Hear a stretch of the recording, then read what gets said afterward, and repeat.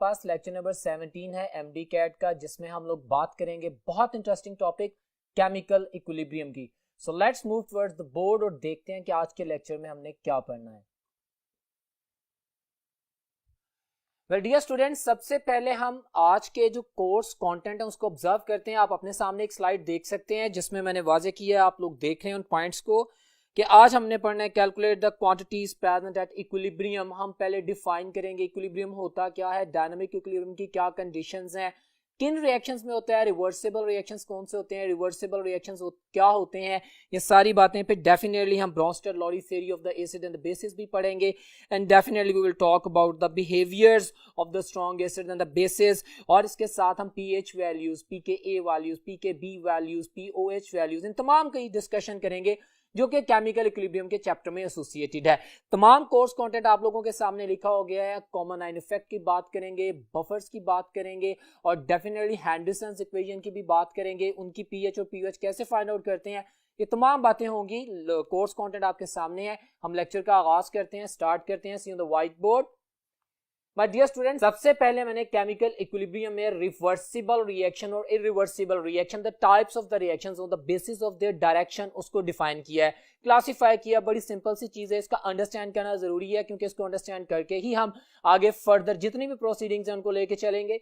For example मैंने define कर दिया आप लोगों के लिए और कुछ पॉइंट्स लिखे। ये तमाम पॉइंट्स एमडी कैट के एमसीक्यूज बनाने की बेसिस हैं। हम इनको क्लियर करते हैं। डेफिनेशन आपके सामने है, reaction which take place in both directions that is called as reversible reaction।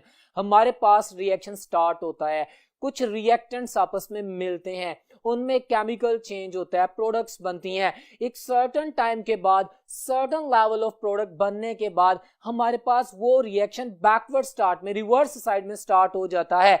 यानी एक ही रिएक्शन फॉरवर्ड भी हो रहा होता है, number of moles are going to convert into the product and definitely products are colliding with each other to produce the reactants in the backward direction. So इसको बोलते हैं रिवर्सिबल रिएक्शन, वो reaction जो कि बोथ डायरेक्शंस में हो। Very simple, it never completes. जाहिर सी बात है, जब आप एक रिवर्सिबल रिएक्शन कर रहे हैं, आपके पास सर्टेन अमाउंट ऑफ प्रोडक्ट बन रही है और अगर आप प्रोडक्ट्स को निकाल नहीं रहे तो फिर आपके पास थोड़ी देर बाद वो रिवर्सिबल रिएक्शन स्टार्ट हो जाएगा, तो you are not going to complete the reaction. ये एमडी कैट का क्वेश्चन है, एमसीक्यू है कि हमारे पास which one of the following reaction will never complete, reversible या इरिवर्सिबल। तो your answer will be reversible reactions can never complete it. ठीक है। नंबर 2 में मैंने आपके सामने लिखा है कि equilibrium state is the ultimate goal. इस रिएक्शन का रिवर्सिबल रिएक्शन का पर्पस ये होता है कि इक्विलिब्रियम को अचीव किया जाए। अच्छा, इक्विलिब्रियम क्या होता है उसको बाद में डिटेल में भी एक्सप्लेन करता हूं, ये तो बेटर आइडिया। एक वो स्टेट ऑफ द रिएक्शन, एक सर्टेन टाइम के जिस पे rate of the forward reaction become equal to the rate of the backward reaction. अब जब ये हो जाएगा तो हमारे पास certain amount of the reactant है, उसकी कॉन्सेंट्रेशन, इस तरह प्रोडक्ट की कुछ कॉन्सेंट्रेशन है, ये आपस में रिवर्सिबल रिएक्शन स्टार्ट कर देते हैं। तो जब number of moles which are converting into the product becomes equal to the number of moles converting back into the reactant, then this stage is called as the equilibrium. और ये इसका गोल होता है कि हमारे पास जितने भी रिवर्सिबल रिएक्शंस होते हैं वो अपनी इक्विलिब्रियम स्टेट को किस वक्त अचीव करते हैं। तो ये भी एक पॉइंट है, ये आपसे एमडी कैट के एमसीक्यूज में पूछा जाएगा, you must be aware of. फिर इसके बाद मैंने एक लाइन लिखी है, only carried out in the closed containers. ये बड़ी जरूरी बात है। हमारे पास जो इरिवर्सिबल रिएक्शंस है वो ओपन कंटेनर में भी हो सकते हैं, क्लोज कंटेनर में भी हो सकते हैं, but for the reversible reaction मैंने अभी एक लफ्ज बोला है कि जब तक एक सर्टेन अमाउंट ऑफ प्रोडक्ट नहीं बनेगी, फिर वो प्रोडक्ट आपस में एक सर्टेन लेवल ऑफ कॉन्सेंट्रेशन पे पहुंच के दोबारा कोलाइड करके बैक टू द रिएक्टेंट नहीं आएगी, तब तक रिएक्शन रिवर्सिबल नहीं होगा ना। अगर एक कंटेनर जिसमें वो रिएक्शन हो रहा है वो क्लोज्ड है, ओपन नहीं है, तभी इस लेवल पे पहुंचेगी प्रोडक्ट की उसकी खास कंसंट्रेशन के बाद रिएक्शन रिवर्सिबल स्टार्ट हो। बिल्कुल ऐसा है। अगर ओपन कंटेनर होगा तो फिर वन साइडेड रिएक्शन होता रहेगा, वो हमारी कंडीशन नहीं है। सो रिवर्सिबल रिएक्शंस की डिस्क्रिप्शन में आपने इस बात को ध्यान में रखना है। फिर हम बात करते हैं इरिवर्सिबल रिएक्शन, बिल्कुल इसके वाइस वर्सा चलते हैं। We better know The reaction which takes place in one direction only। हमने कोई भी एक रिएक्शन प्रोसीड किया, बेतहाशा मिसालें हैं, just going to explain the theory, the concept, the ideology के रिएक्टेंट मिले, प्रोडक्ट बन गई, बस खत्म। कोई रिवर्सिबल रिएक्शन नहीं है, वन साइडेड रिएक्शन है। रिएक्टेंट सिर्फ प्रोडक्ट बनाएंगे, product are not converting back into the reactant. Life में, नेचर में बेतहाशा ऐसे प्रोसेसेस हैं, डेफिनेटली इंडस्ट्रीज में ऐसे प्रोसेसेस हैं, तो उनको हम बोलते हैं इररिवर्सिबल रिएक्शन, जो कि वन डायरेक्शन में होते हैं। It gets completed definitely when you are going to produce a certain amount of product, the product which is not converting back into the reactant, it means you are going to compile the reaction, तो ये reaction complete हो जाता है। बिल्कुल उसके vice versa चल रहे हैं। फिर no equilibrium state exist, इसमें इक्विलिब्रियम की बात ही नहीं है। मैंने अभी डिफाइन किया व्हाट इज इक्विलिब्रियम, कि जब हमारे, अच्छा यहाँ पे एक बड़ी अहम बात याद रखनी है माय डियर स्टूडेंट्स, इक्विलिब्रियम से हरगिज मुराद ये नहीं है कि number of moles of the reactants become equal to the number of moles of products, amount का बराबर होना शर्त नहीं है। इक्विलिब्रियम से मुराद ये है कि हमारे पास rate of the forward direction become equal to the rate of the backward direction. ये एन मुमकिन है। जैसे solubility product K S P हम आगे पढ़ेंगे, उसमें होता है कि एक स्प्रैंगली सोलबल सॉल्ट होता है, उसका 100 में से जस्ट 1 ग्राम डिसोसिएट होता है, बट इक्विलिब्रियम एस्टैब्लिश हो जाता है। एक तरफ 99 ग्राम्स हैं, एक तरफ 1 ग्राम है, मतलब 99 मोल्स हैं, एक तरफ 1 मोल है। अगर इसको एस सिनेरियो में देखा जाए कि हमारे पास 50-50%, तो फिर तो बिल्कुल नहीं है। बट इक्विलिब्रियम का मतलब ये है कि number of moles of the reactant converting to the product becomes equal to the number of mole the products converting back into the reactant. Equilibrium उस पॉइंट का नाम है। अब जब हम इरिवर्सिबल रिएक्शन की बात करते हैं, हम इसकी वन साइडेड डायरेक्शन की बात करते हैं, हम नो बैकवर्ड और द रिवर्स डायरेक्शन बात ही नहीं करते, तो मेरे पास नो इक्विलिब्रियम स्टेट एग्जिस्ट। ये पॉइंट क्लियर होता है, ये इसका एमडी कैट का एमसीक्यू है। ये पॉइंट्स खास तौर पर आप लोगों के लिए एलाबोरेट किए गए so that you can be able to answer that. Clear है? आगे कहते हैं can occur in open and the close container. मैं इसकी बात कर चुका हूं, बड़ी सिंपल अंडरस्टैंडिंग है। जब हमारे पास सिर्फ प्रोडक्ट नहीं बनना है और एक सर्टेन अमाउंट ऑफ प्रोडक्ट नहीं बनना है, रिएक्टेंट्स ने आपस में मिलकर प्रोडक्ट ही बनानी है, जिसने रिवर्स नहीं होना, तो चाहे रिएक्शन ओपन कंटेनर में हो या क्लोज्ड कंटेनर में हो, कोई फर्क नहीं पड़ता। क्लियर है? सो ये कुछ पॉइंट्स डिस्क्रिप्शन जो कि बड़ी सिंपल बातें आपको लगती हैं, लेकिन इस पैटर्न में लिखने से आप लोगों को एमडी कैट में हेल्प होगी, because this is MDCAT class. आगे बात करते हैं केमिकल इक्विलिब्रियम की, जो कि हमारे आज के टॉपिक का नाम है, जिसकी हम डिस्कशन कर रहे हैं। केमिकल इक्विलिब्रियम को मैंने एक्सप्लेन किया, उसी बात को मैं डिफाइन कर रहा हूं आपके सामने इन पॉइंट्स के साथ। The state in which the rate of the forward reaction becomes equal to the rate of the backward reaction at a certain specific temperature and pressure without changing the standard conditions. Whatsoever the standard you are going to maintain does not matter at all. Clear? So जो भी आपने temperature set कर लिया एक दफा, उसको change नहीं करना, प्रेशर को चेंज नहीं करना। हाँ, उस सर्टन गिवन कंडीशन में जब कोई भी केमिकल रिएक्शन हो रहा हो तो उसका rate of the forward reaction becomes equal to the rate of the backward reaction. This is called as the chemical equilibrium. अच्छा, अब चूंकि हम बार बार एक ही बात पे एम्फसाइज कर रहे हैं कि फॉरवर्ड एंड बैकवर्ड चलता रहेगा, तो ये इक्विलिब्रियम की वो टाइप है that is dynamic equilibrium. There is no role of the static equilibrium here. So MDCAT में ये क्वेश्चन आया हुआ है कि केमिकल इक्विलिब्रियम जब हम पढ़ते हैं, तो हम जब rate of the forward as well as the backward reaction की बात करते हैं, तो इसका मतलब है कि फॉरवर्ड रिएक्शन भी चल रहा है, बैकवर्ड रिएक्शन भी चल रहा है, मतलब डायनामिक इक्विलिब्रियम की डिस्कशन चल रही है। स्टैटिक इक्विलिब्रियम का कोई रोल नहीं है इन रिएक्शंस में, हमारे एमडी कैट के टॉपिक्स में, हमारे चैप्टर में, हमारे सिलेबस में। क्लियर है? सो ये भी पॉइंट ध्यान में रखना था, इक्विलिब्रियम एस्टैब्लिश हो जाता है। अब ये कुछ पॉइंट्स देखें, ये भी सेम थ्योरी की बेसिस के ऊपर कि आपके पास एमडी कैट में आप देखेंगे टेस्ट में हम इन क्वेश्चंस की प्रैक्टिस करेंगे, और अभी मैं एमसीक्यूज की मैं प्रैक्टिस कराऊंगा जो कि प्रीवियस एमडी कैट के पेपर्स में से आए हैं। मैंने इन प्रॉपर्टीज को हाईलाइट कर दिया है। केमिकल इक्विलिब्रियम में क्लोज्ड कंटेनर रिक्वायरमेंट है, हाँ इसकी हम बात कर चुके हैं डेफिनेटली। मैक्रोस्कोपिक प्रॉपर्टी है, whenever you are going to study the chemical equilibrium, the dynamic equilibrium, the chemical reaction equilibrium here, then you will take the certain amount in bulk. It's a macroscopic property. It does not mean that you are taking the few number of the moles or the few number of the molecules. No, you are going to take a bulk amount of the reactants which are converting into the bulk amount of the product, and the products are converting back into the large amount. Clear?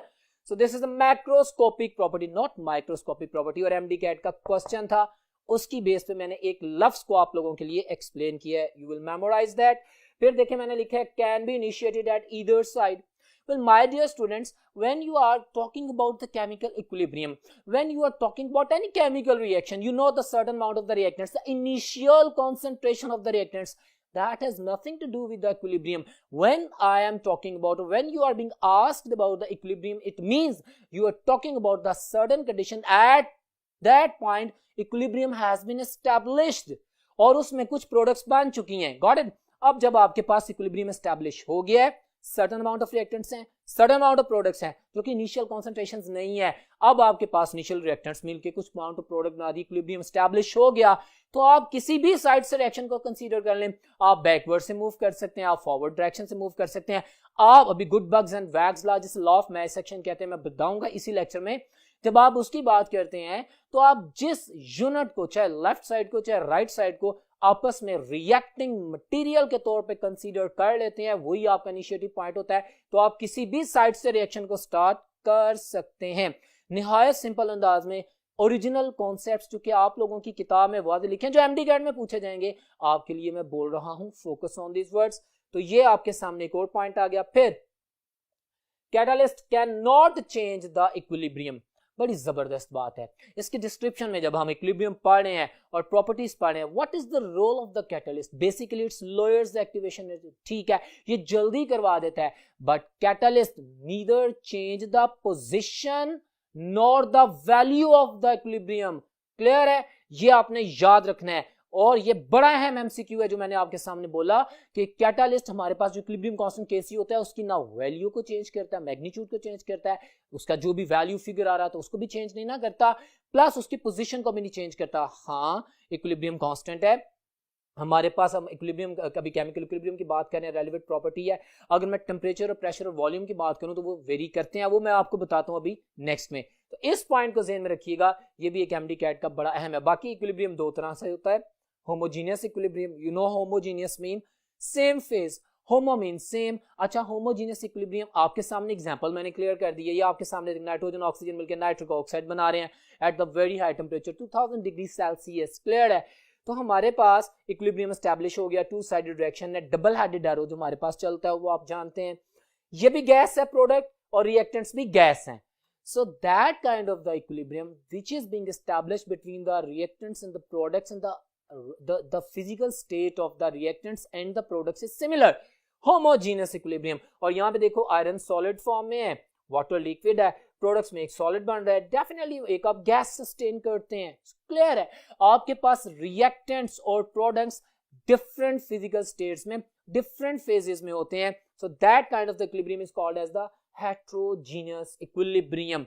That was a brief intro, that was very compiled intro, that points were containing the maximum number of the MCQs which could be asked. I narrated, I explained. Now we will move towards the next board और देखते हैं वहां पे क्या है.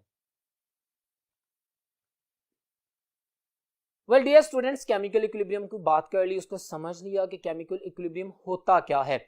अब हमने law of mass section की बात करनी है. ये भी अंडरस्टैंडिंग में जरूरी है क्योंकि आगे हमने जितने भी रिएक्शंस पढ़ने हैं जिसमें हमने केमिकल इक्विलिब्रियम की बात करनी है, तो हम ये जाने तो सी गुडबर्ग एंड वैग्स लॉ भी बोलते हैं, लॉ ऑफ मैस सेक्शन को अंडरस्टैंड करते हैं. ये है क्या?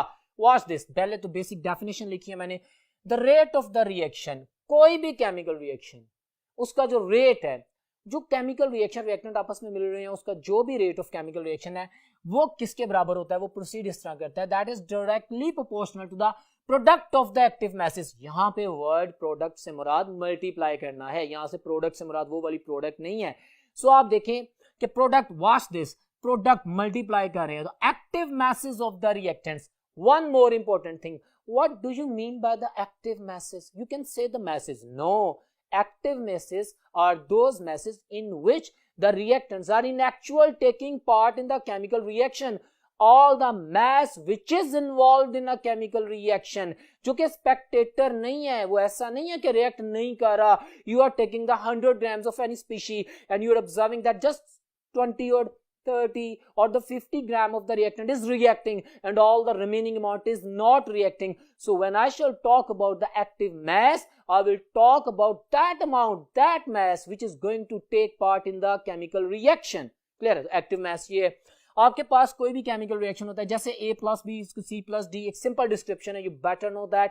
आपको समझा रहा हूं. मैं अगर फॉरवर्ड रिएक्शन की बात करता हूं तो भाई फॉरवर्ड रिएक्शन में मेरे रिएक्टेंट्स ये हैं। अगर मैं बैकवर्ड या रिवर्स रिएक्शन की बात करता हूं तो मेरे पास यहां से रिएक्शन चलेगा, उसमें मेरे रिएक्टेंट्स ये हैं। तो according to the Guldberg's and the Waage's law, the law of mass action, जो डेफिनेशन आएगी, the rate of the forward reaction is directly proportional to the product multiply करना of the active masses of the reactants. अब forward में ये दो reactants हैं, backward में ये दो रिएक्टेंट्स हैं, तो इनको मैंने रिएक्टेंट्स के तौर पे कंसीडर किया है। बट डेफिनेटली जब मैं प्रोपोर्शनैलिटी कांस्टेंट लगाता हूं, यू बेटर नो कि हमारे पास के एफ और के आर, जिसको के बी भी कह सकते हैं, ये क्या है, rate of the forward reaction and the rate of the backward और द रिवर्स रिएक्शन, इनके कांस्टेंट्स हैं। ठीक है, तो ये मैंने इसको एट इक्विलिब्रियम एक सिचुएशन एक्सप्लेन कर दी है। अब at equilibrium any reaction when equilibrium is being established, equilibrium establish हो जाता है तो फिर क्या होता है, मेरे पास rate of forward reaction is equal to the rate of backward और द रिवर्स रिएक्शन। ठीक है, और मैं वैल्यूज पुट इन करता हूं। ये रिवीजन है, ये जरूरी है, ये एमडीकैट में पूछा जाएगा, इस फॉर्मेशन में से क्वेश्चंस कर लेगा, वो आपको कंफ्यूज कर सकता है, वो आपको कह सकता है आपके पास ये जो कॉन्सेंट्रेशन है इनको अबव ले सकता है, जो कि रिएक्टेंट है, प्रोडक्ट्स को नीचे ला सकता है। तो इसकी क्लैरिटी के लिए मैंने ये परफॉर्मेंस की है for you people, just watch this. मेरे पास इक्विलिब्रियम में फॉरवर्ड और बैकवर्ड रिएक्शन इक्विवेलेंट है, बराबर है, उसको फिर मैं इंटर कन्वर्ट करता हूं तो K F over K R is equal to concentration of the C D, जो कि प्रोडक्ट्स हैं। अभी मैं वन साइडेड रिएक्शन की बात कर रहा हूं, मैं अपने A प्लस बी से टुवर्ड सी प्लस डी की तरफ जा रहा हूं, मेरे पास ये रिएक्टेंट है, ये प्रोडक्ट है, तो मेरे पास के एफ ओवर के आर ये फैक्टर में सामने आ जाती हैं। के एफ ओवर के आर, इस रेशो को बोलते हैं के सी, जो कि इक्विलिब्रियम कांस्टेंट है, इक्विलिब्रियम कांस्टेंट के सी, जिसके ऊपर आगे हमारे एमडीकैट के क्वेश्चन चलेंगे और बात होगी। So K C is equal to the concentration product of the products and the concentration product of the reactants. ये आपके पास फिगर आउट कर देंगे सामने। अब ये जो इक्विलिब्रियम कांस्टेंट के सी है, इससे रिलेटेड आपके एमडीकैट में जितने इंपॉर्टेंट एमसीक्यूज आए हैं वो मैंने इसकी फॉर्म में पॉइंट आउट किया है। For example you can see that it may और मे नॉट हैव यूनिट्स, ये बड़ा इंपॉर्टेंट पॉइंट है। इससे ये भी समझ आ जाता है कि केसी के जो यूनिट्स हैं वो फिक्स नहीं होते, वो कांस्टेंट नहीं होते। कैसे कांस्टेंट नहीं होते, you better know, just imagine मेरे पास कोई ऐसा केमिकल रिएक्शन होता है जिसमें 2 मोल रिएक्टेंट्स के और 1 मोल प्रोडक्ट की बन रही है, या कोई ऐसा केमिकल रिएक्शन होता है जिसमें थोड़े मोल रिएक्टेंट्स के और ज्यादा मोल प्रोडक्ट्स के बन रहे हैं। ओके, तो मेरे पास जब मैं इनकी कॉन्सेंट्रेशंस को अबव एंड बिलो लिखूंगा तो मेरे पास केसी के यूनिट्स वेरी करेंगे। केसी के यूनिट नहीं भी होते, केसी के यूनिट होते भी हैं और डिफरेंट होते हैं। कहीं पे पर मोल डीएम प्लस 3 आता है, कहीं पे मोल पर डेसीमीटर क्यूब आता है, कहीं पे मोल स्क्वायर डीएम माइनस 6 आ जाता है, कहीं पे कोई यूनिट नहीं आता। इट डिपेंड्स अपॉन कि आपके पास number of moles of reactants कितने हैं और number of moles of product कितने हैं। सो केसी के जो यूनिट्स हैं ये वेरिएबल होते हैं। ये पॉइंट आपके सामने लिखा, वो यूनिट रख भी सकता है, नहीं भी रख सकता, there is no fix amount. Clear? So number 2 में देखिए मैंने लिखा है independent of the initial concentration. What do you mean by that? भाई इनिशियल कॉन्सेंट्रेशन तो तब होगी जब रिएक्शन स्टार्ट ही नहीं होगा। इक्विलिब्रियम की बात करनी है ना, इक्विलिब्रियम कांस्टेंट की बात करें तभी बात करेंगे जब सर्टेन अमाउंट ऑफ प्रोडक्ट बन चुकी होगी। सो इनिशियल कॉन्सेंट्रेशन की बात नहीं करते हम। अगर हम किसी भी साइड से रिएक्शन स्टार्ट कर दें, ना प्रोडक्ट ना रिएक्टेंट, तो फिर मैं हमेशा, ब्यूटीफुल वर्ड, केसी किस पे डिपेंड करता है? Independent from the initial concentrations, yes, but it is dependent upon the equilibrium concentrations. Equilibrium concentrations पे डिपेंड करता है। ये मैंने वर्ड बोला क्योंकि एमडीकैट में ये क्वेश्चन आया, जिससे मैंने ये लाइन ड्रॉ की है, दोबारा बोल भी दी है कि केसी की वैल्यू इनिशियल कॉन्सेंट्रेशंस पे नहीं बट इक्विलिब्रियम कॉन्सेंट्रेशंस पे डिपेंड करती है। क्लियर है? फिर आप देखिएगा तीसरा point, value only changed by changing temperature. अच्छा, ये बड़ा इंटरेस्टिंग पॉइंट है। यहां पे मैंने सिर्फ मैग्नीट्यूडिक आंसर की बात की है, इंटीजर्स में जो वैल्यू आती है उसकी बात की है। माय डियर स्टूडेंट्स, डिटेल में आप लोग जानते हैं जब हम इक्विलिब्रियम कांस्टेंट की बात करते हैं, वेरिएबल रिएक्शन में मैंने हैबर्ट्स प्रोसेस, कॉन्टैक्ट प्रोसेस की बात भी की है, उसमें एक्सप्लेन भी करूंगा। हमारे पास जो फैक्टर है, जब भी आप रेशियो लिखते हैं किसी केमिकल रिएक्शन की, अगर बिलखसूस गैसेस और लिक्विड्स की बात करें तो उनमें वॉल्यूम फैक्टर इन्वॉल्व होता है। ठीक है, अच्छा, इसके अलावा हर रिएक्शन का टेम्परेचर कंडीशन होती है, हर रिएक्शन पे प्रेशर होता है सर्टेन। ठीक है, कैटालिस्ट ऐड किए जाते हैं जी, इसके अलावा कॉन्सेंट्रेशन की भी बात की जाती है। सो मैंने कितनी बातें की? मैंने temperature, pressure, volume, catalyst and concentrations की बात की, मैंने 5 चीजों की बात की। अब जब इक्विलिब्रियम एस्टैब्लिश होता है, एक केमिकल रिएक्शन पे एक इक्विलिब्रियम एस्टैब्लिश हो चुका है। अब आप अगर एक एस्टैब्लिश्ड इक्विलिब्रियम में किसी भी किस्म की वेरिएशन करते हैं अभी ली चैटलियर्स प्रिंसिपल्स की भी बात करूंगा आपके सामने। हमारे पास उसके इफेक्ट को नलीफाई करने की कोशिश की जाती है। System try to sustain and establish the equilibrium, तो उसको वो नलीफाई करता है। लेकिन क्या क्या चेंज करने से क्या क्या चेंज होता है, ये एमसीक्यू सुनते जाए my dear students. Temperature change करने से value as well as the position of the equilibrium constant यानी केसी चेंज्ड, ठीक है। Position of the equilibrium plus the value of the equilibrium दोनों चेंज होते हैं, ठीक है। प्रेशर, वॉल्यूम और कॉन्सेंट्रेशन चेंज करने से इक्विलिब्रियम की वैल्यू चेंज नहीं होती। हाँ, पोजीशन अर्लियर और लेटर अचीव की जा सकती है, वैल्यू चेंज नहीं होती, पोजीशन चेंज हो सकती है। बट कैटालिस्ट ऐड करने से, कैटालिस्ट की वजह से neither position nor value of the equilibrium constant is changed. तो ये तमाम चीजें आपने अपने जहन में रखनी है। ये वर्थ इंपॉर्टेंट एमसीक्यूज जो मैंने बोले आप लोगों के लिए, इसकी बेसिस पे क्वेश्चंस आएंगे। 5 डिफरेंट एमसीक्यूज बना सकते हैं ऑप्शंस में, तो इसको जहन में रखना है। उसमें से एक मैंने एलैबोरेट किया है कि value only changed by changing the temperature. उसके बाद पोजीशन चेंज्ड बाय, ये मैंने अभी आपके सामने एक्सप्लेन किया कि हमारे पास खाली पोजीशन की अगर बात करें, हाँ, तो टेम्परेचर चेंज करने से पोजीशन भी चेंज होती है। मैंने कहा ना, वैल्यू भी चेंज होती है, पोजीशन भी। प्रेशर चेंज करने से, वॉल्यूम चेंज करने से और कॉन्सेंट्रेशन चेंज करने से पोजीशन चेंज हो जाती है। और कैटालिस्ट से ना पोजीशन चेंज होती है ना वैल्यू चेंज होती है। बहुत इंपॉर्टेंट बात, ये अपने जहन में रखनी है। आगे फिर इक्विलिब्रियम कांस्टेंट के different expressions. This is MDCAT lecture and a very limited time, but I have to explain all the narrated links और हर वो चीज जो कि MDCAT में पूछी जा सकती है। यहाँ पे मैंने वर्ड केसी यूज किया क्योंकि मैं कॉन्सेंट्रेशन टर्म्स की बात कर रहा था, मैंने कॉन्सेंट्रेशन की बात की। लेट्स सपोज अगर मैं गैसेस की बात करूं तो गैसेस की पार्शियल प्रेशर होता है और पार्शियल प्रेशर की टर्म्स में मैं केसी, उसी केसी को, उसी इक्विलिब्रियम कांस्टेंट को इन terms of the partial pressure KP बोल दूंगा जी। और ये गैसेस के लिए होगा, सॉलिड्स के लिए, लिक्विड के लिए नहीं होगा। हाँ, अगर मैं बात करूं, मैं कॉन्सेंट्रेशन में बात नहीं करना चाहता, उसी केमिकल रिएक्शन को मैं पार्शियल प्रेशर में बात नहीं करना चाहता, मैं मोल फ्रैक्शंस में बात करना चाहता हूं, तो yes I can do that. मेरे पास वैल्यू उस हिसाब से आ जाएगी। अगर मैं कॉन्सेंट्रेशन में भी बात नहीं करना चाहता, मैं पार्शियल प्रेशर में भी बात नहीं करना चाहता, मैं मोल फ्रैक्शंस में भी बात नहीं करना चाहता, मैं नंबर ऑफ मोल्स की टर्म में बात करना चाहता हूं, तो यस इक्विलिब्रियम की बात करनी है तो मैं कर सकता हूं। मेरे पास एक्सप्रेशन डिफरेंट हो जाएंगे। वॉच दिस, मेरे पास केपी आ जाता है, के एक्स मोल फ्रैक्शन, के एन नंबर ऑफ मोल्स की टर्म में आ जाता है। ये सारी बातें पॉसिबल हैं। इसका बताना इसलिए जरूरी था कि MDCAT में क्वेश्चन आया हुआ है जिसकी मैं बात कर रहा हूं कि आपके पास equilibrium constant can be described in terms of option A concentration, option B mole fractions, option C number of moles, partial pressure, D all of them. तो my answer will be all of them. इन तमाम terms में explain किया जा सकता है। Phenomenon तो वही है ना, क्लियर हो गया। अब आगे चलते हैं। अब आपके सिलेबस में जो चीज डिस्कस की गई है वो केसी और केपी का रिलेशनशिप है। इसकी बेसिस पे बहुत न्यूमेरिकल्स आएंगे, मैं इनकी प्रैक्टिस भी करवाऊंगा। आपकी बुक में एक रिलेशनशिप दिया गया, KP equal to KC R T over delta N. बहुत जबरदस्त और बड़ा इंटरेस्टिंग, और इसकी बेसिस पे जो एमसीक्यूज आने हैं इस लिमिटेड से जोन में मैंने सारे एक्सप्लेन कर दिए। Just listen to me, watch this. R is the universal gas constant, okay, T is the temperature. यहां पे यूनिवर्सल गैस कांस्टेंट और equilibrium constant in terms of partial pressure, in terms of the concentration के अलावा pressure कहीं पे नहीं है, volume कहीं पे नहीं है। बहुत खूबसूरत MDCAT का क्वेश्चन आ गया ट्रिक करने के लिए बच्चों को। उसने एक टेम्परेचर, उसने कहा कांस्टेंट टेम्परेचर पे एक रिएक्शन करवाया जिसमें 1 एटमॉस्फेयर प्रेशर से 10 एटमॉस्फेयर प्रेशर कर दिया, तो what will be the effect on KC and KP. अगर तो उसमें आप लोगों ने नंबर ऑफ मोल्स, उस केमिकल इक्वेशन में नंबर ऑफ मोल्स रिएक्टेंट और प्रोडक्ट्स के बराबर लिए हैं, वर्ड सुनिएगा, नंबर ऑफ मोल्स रिएक्टेंट और प्रोडक्ट के बराबर हैं, तो प्रेशर के इंक्रीज करने से कोई फर्क नहीं पड़ेगा क्योंकि प्रेशर का फैक्टर तो है ही नहीं इसमें, बट टेम्परेचर के चेंज करने से होता है, जिसको हम अभी पढ़ चुके हैं। दूसरा, आपके जहन में क्वेश्चन आ सकता है कि sir you are talking about the general gas constant, the universal gas constant, the factor R, yes, so can I be able to apply this equation on the liquid and the solids? Yes. How?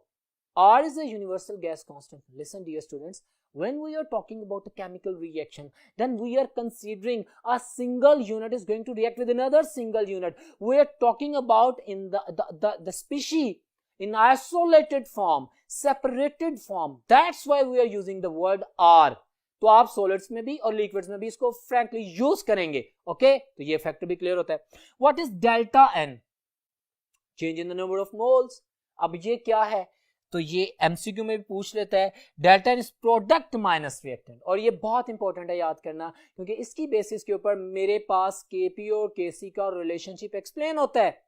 Delta N is the change in the number of moles.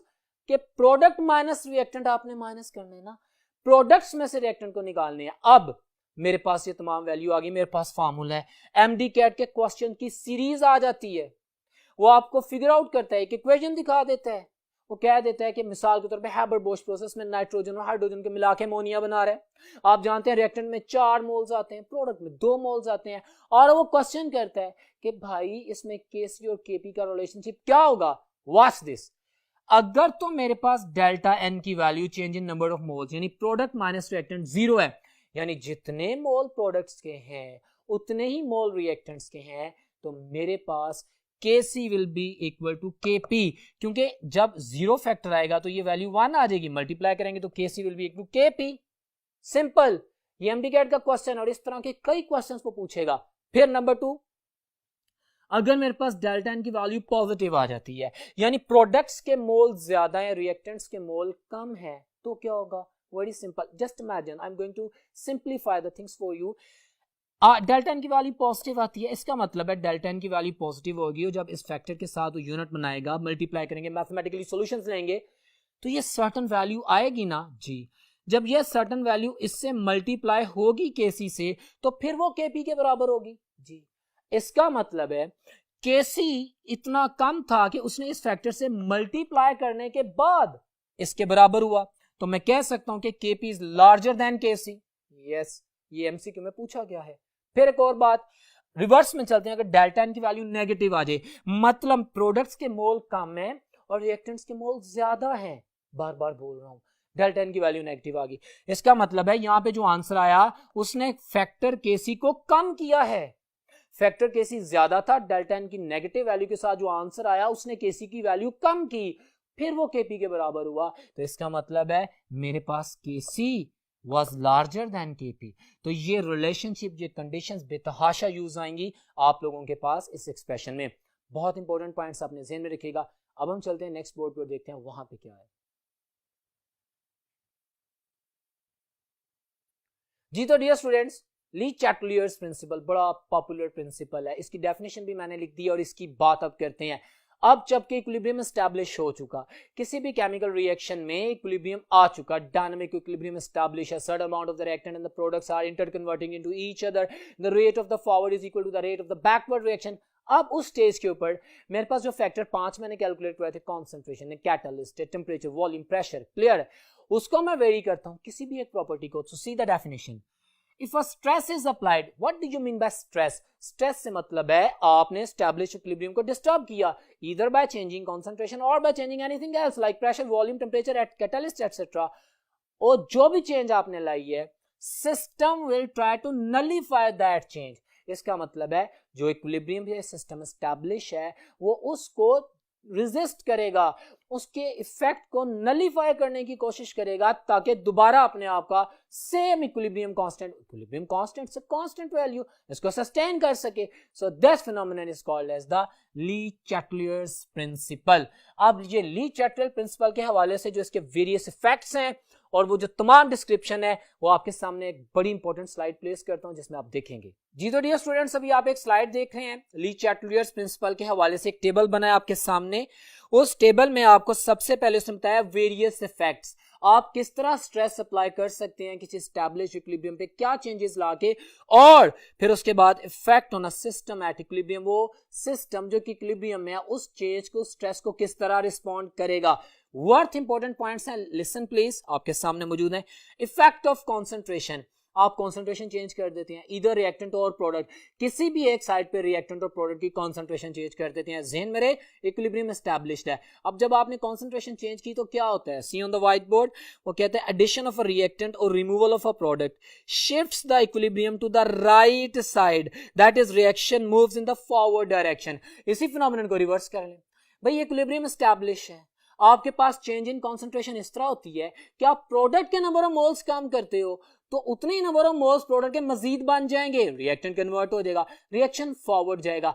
इसी phenomenon को MD cat के questions में मैं reverse करता हूं। Established equilibrium है, मैं concentration of reactant change करता हूं, मैं कम कर देता हूं रिएक्टेंट्स। अगर मैं रिएक्टेंट्स कम करता हूं तो डेफिनेटली इक्विलिब्रियम को एस्टैब्लिश करने के लिए रिएक्शन बैकवर्ड साइड पे भी मूव करेगा ना, फिर प्रोडक्ट्स टूट के दोबारा रिएक्टेंट में कन्वर्ट होंगे क्योंकि इक्विलिब्रियम तो एस्टैब्लिश करना है। बिल्कुल इसी तरह अगर इसी ये की पॉइंट के ऊपर तीसरी बात कर ली जाए कि वो रिएक्टेंट की अमाउंट बढ़ा देता है, जैसे एमडी कैट में क्वेश्चन देता है, वो आपको एक रिएक्शन बता देता है और उस रिएक्शन में रिएक्टेंट दिखा के कहता है कि इसमें मैथनॉल की या किसी भी एक रिएक्टेंट की अमाउंट बढ़ा दी जाती है, तो किस तरफ रिएक्शन जाएगा? आप कहेंगे अगर आपने रिएक्टेंट की कॉन्सेंट्रेशन बनाई है तो डेफिनेटली वो प्रोडक्ट की तरफ मूव करेगा ताकि उतनी अमाउंट की प्रोडक्ट बन के हमारे पास जो रेशियो है उसको सस्टेन किया जाए। एक और बात आप लोगों को पता होता है कि एक इक्विलिब्रियम कांस्टेंट होता है, एक हमारे पास स्ट्रेस में किसी भी टाइम के ऊपर इक्विलिब्रियम से पहले कॉन्सेंट्रेशन कैलकुलेट की जाती है, जिसको हम QC बोलते हैं, कैपिटल QC क्वोशंट होता है वो, ठीक है। तो कंसंट्रेशन क्वोशंट्स में हमारे साथ फैक्टर चेंज करते हैं। तो जब हम रिएक्टेंट्स और प्रोडक्ट की कंसंट्रेशन चेंज करते हैं तो केसी से वैल्यू शिफ्ट होती है QC में, और फिर थोड़ी देर बाद according to the Le Chatelier's principle जब हमारे पास दोबारा इक्विलिब्रियम एस्टैब्लिश होता है तो फिर वो दोबारा केसी की टर्मिनोलॉजी में बात की जाती है। छोटी सी लाइन स्लाइड आपके सामने है, डिस्क्रिप्शन इसकी हर रिलेटेड एंगल से कर रहे हैं। नेक्स्ट पॉइंट देखें, इसके ऊपर जो लिखा है इफेक्ट ऑफ प्रेशर, बहुत इंटरेस्टिंग चीज है, इसमें मेरे वर्ड सुनिएगा। ये लिमिटेड से लाइन आपके सामने, बट इसको मैं अभी अप्लाई भी करवाऊंगा।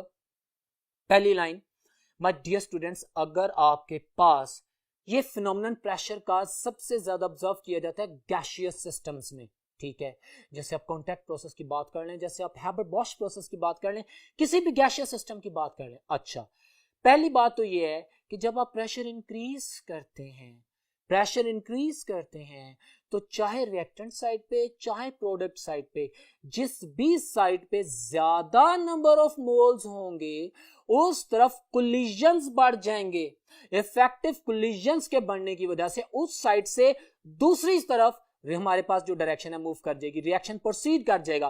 फॉर एग्जांपल, अगर मैं प्रेशर इंक्रीज करता हूं और रिएक्टेंट साइड पे ज्यादा नंबर ऑफ मोल्स हैं तो प्रोडक्ट ज्यादा बनना शुरू हो जाएगी, क्योंकि रिएक्टेंट साइड पे ज्यादा नंबर ऑफ मोल्स ज्यादा प्रेशर की वजह से ज्यादा इफेक्टिव कोलिजन्स करना शुरू हो गए हैं और वो डेफिनेटली प्रोडक्ट ज्यादा बनाना शुरू कर दें हैं। एंड वाइस वर्सा, अगर प्रोडक्ट साइड पे नंबर ऑफ मोल्स ज्यादा हैं तो बाय इंक्रीजिंग प्रेशर हमारे पास बैकवर्ड रिएक्शन हो जाएगा। कंक्लूसिव लाइन ये है कि प्रेशर इंक्रीज करने से जिस साइड पे नंबर ऑफ मोल्स ज्यादा होंगे उस साइड का कोलिजन बढ़ने की वजह से दूसरी तरफ इक्विलिब्रियम शिफ्ट हो जाएगा। इसी को उल्टा देते हैं, इसी बात को, छोटी सी लाइन है लेकिन इसकी डिटेल बड़ी जबरदस्त है, जो कि एमडी कैट के क्वेश्चंस हैं। अगर मैं प्रेशर लो करता हूं तो जिस तरफ नंबर ऑफ मोल ज्यादा होंगे, प्रेशर लो करने से उस तरफ वॉल्यूम बढ़ जाएगा, तो जिस तरफ नंबर ऑफ मोल्स कम होंगे उस तरफ से दूसरी तरफ रिएक्शन शिफ्ट हो जाएगा। मिसाल के तौर पे, अगर मेरे पास एक केमिकल रिएक्शन में रिएक्टेंट साइड पे नंबर ऑफ मोल्स ज्यादा हैं और मैंने प्रेशर कम कर दिया है तो प्रोडक्ट से बैकवर्ड रिएक्शन स्टार्ट होकर रिएक्टेंट की तरफ मूव कर जाएगा। बिल्कुल इसी तरह अगर प्रोडक्ट साइड के ऊपर नंबर ऑफ मोल्स ज्यादा हैं और मैं प्रेशर कम कर रहा हूं तो जिस तरफ नंबर ऑफ मोल ज्यादा है उस तरफ रिएक्शन प्रोसीड कर जाएगा टुवर्ड्स द प्रोडक्ट। तो ये इफेक्ट ऑफ प्रेशर आप याद रखिएगा, बहुत इंपॉर्टेंट पॉइंट है। तीसरा, इक्विलिब्रियम को डिस्टर्ब कर रहे हैं ना, आपके सामने स्लाइड मौजूद है। Effect of temperature, once again the worth important factors. Effect of temperature, आपके पास दो तरह के रिएक्शंस होते हैं, एक्सोथर्मिक एंड एंडोथर्मिक होते हैं। एक्सोथर्मिक वो रिएक्शंस होते हैं जिसमें जब रिएक्शन होता है एनर्जी रिलीज होती है, क्लियर। एंडोथर्मिक में जब रिएक्शन होता है तो रिक्वायर्ड होती है रिएक्टेंट्स को एनर्जी, वो जब तक एनर्जी मिलेगी नहीं प्रोडक्ट नहीं बनाएंगे। दो बातें क्लियर होगी। अब वैल्यू ऑफ केसी और केपी के बारे में बात करते हैं। तो माय डियर स्टूडेंट्स, अगर मैं एंडोथर्मिक रिएक्शंस की बात करूं तो इसका मतलब है मैं रिएक्टेंट्स में टेम्परेचर ऐड कर रहा हूं। अगर मैं एंडोथर्मिक रिएक्शंस की बात करूं तो टेम्परेचर या एनर्जी या जो भी हीट है वो रिएक्टेंट्स में से है।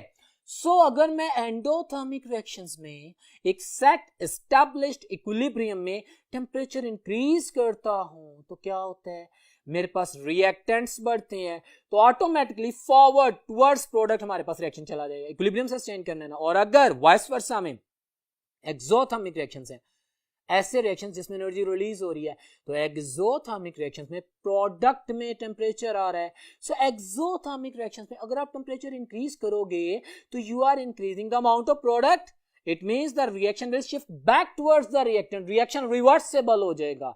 क्लियर है? तो बैकवर्ड साइड पे मूव करेगा, तो ये भी टेम्परेचर बड़ा जबरदस्त फिनोमिनल इफेक्ट है। आपको इक्वेशंस दे दी जाएंगी, ए बी सी 3 केसेस बता दिए जाएंगे, डेल्टा में ऑल ऑफ देम या नन ऑफ देम कर देगा।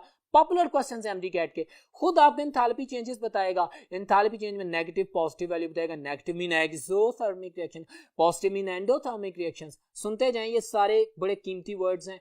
अब नेगेटिव एंड पॉजिटिव को आपने देख लिया, वो कहेगा what if I am going to increase the temperature, तो कौन सा रिएक्शन जो है वो स्लो डाउन हो जाएगा या बैकवर्ड हो जाएगा, तो आप कहेंगे जो भी एक्सोथर्मिक रिएक्शन है।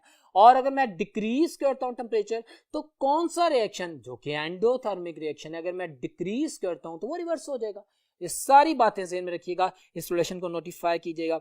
और एंड में कहता है इफेक्ट ऑफ कैटालिस्ट। मैं डियर स्टूडेंट्स इसके बारे में बात कर चुका हूं कि इफेक्ट ऑफ कैटालिस्ट किस तरह मैटर कर सकता है। कैटालिस्ट क्या है कि काम है कि वो एक्टिवेशन एनर्जी को लोअर कर देता है, हमारे पास डिस्ट्रक्शन नहीं होती। कैटालिस्ट की वजह से रिएक्शन जल्दी हो जाता है, लेकिन रिएक्शन जल्दी हो जाता है, जितनी रिएक्टेंट ने प्रोडक्ट बनानी उतनी बनाएगा, ठीक है। केसी की वैल्यू चेंज नहीं होगी, रेशियो सेम रहेगी, और ना ही पोजीशन चेंज होगी। तो catalyst is not going to affect neither the position of the equilibrium constant not the value, ठीक है। अर्लियर और लेटर की बात नहीं है। Got it.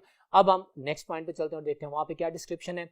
डियर स्टूडेंट्स, मैंने ली चैटलर प्रिंसिपल डिटेल में एक्सप्लेन किया और इसके वेरियस इफेक्ट्स को बाय चेंजिंग द कंडीशंस बड़ी डिटेल में एक्सप्लेन किया है। अब हम बात करते हैं इसकी प्रैक्टिकल एप्लीकेशन की। आपके एमडीकैट के सिलेबस में जिनका तस्करा किया गया, हैबर-बॉश प्रोसेस, वॉच दिस।